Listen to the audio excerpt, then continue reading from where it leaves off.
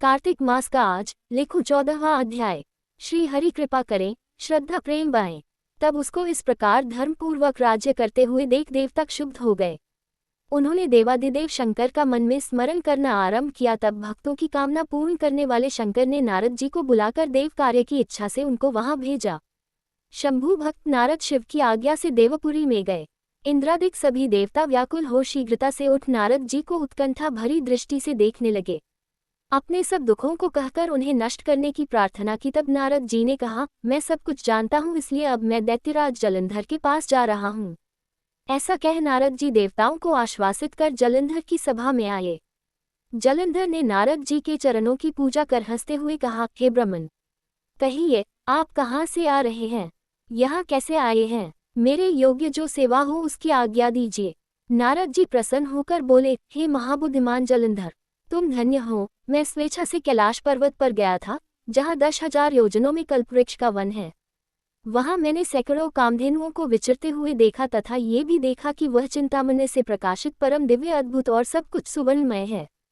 मैंने वहां पार्वती के साथ स्थित शंकर जी को भी देखा, जो सर्वांग सुंदर, गौरवर्ण, त्रिनेत्र और मस्तक पर चंद्रमा धारण किए हुए है। उन्हें देखकर मुझे बड़ा आश्चर्य हुआ कि इनके समान समृद्धिशाली त्रिलोकी में कोई है या नहीं।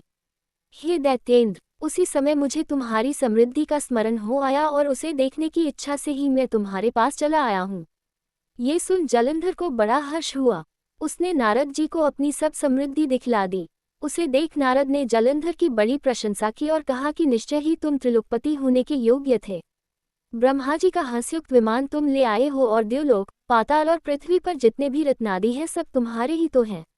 ऐरावत, उच्चे, श्रवा घोड़ा, कल्पवृक्ष और कुबेर की निधि भी तुम्हारे पास है। मणियों और रत्नों के ढेर भी तुम्हारे पास लगे हुए हैं। इससे मैं बड़ा प्रसन्न हूँ, परंतु तुम्हारे पास कोई स्त्री रत्न नहीं है। उसके बिना तुम्हारा ये सब फीका है। तुम किसी स्त्री रत्न को ग्रहण करो। नारद जी के ऐसे वचन सुनकर दैत्यराज काम से व्याकुल हो गया। उसने नारद जी को प्रणाम कर पूछा कि ऐसी स्त्री कहाँ मिलेगी जो सब रत्नों में श्रेष्ठ हो। नारद जी ने कहा, ऐसा रत्न तो कैलाश पर्वत में योगी शंकर के ही पास है। उनकी सर्वांग सुंदरी पत्नी देवी पार्वती बहुत ही मनोहर हैं। उनके समान सुंदरी मैं किसी को नहीं देखता। उनके उस रत्न की उपमा तीनों लोकों में कहीं नहीं है। देवर्षि उस दैत्य से ऐसा कहकर देव कार्य करने की इच्छा से आकाश मार्ग से चले गए।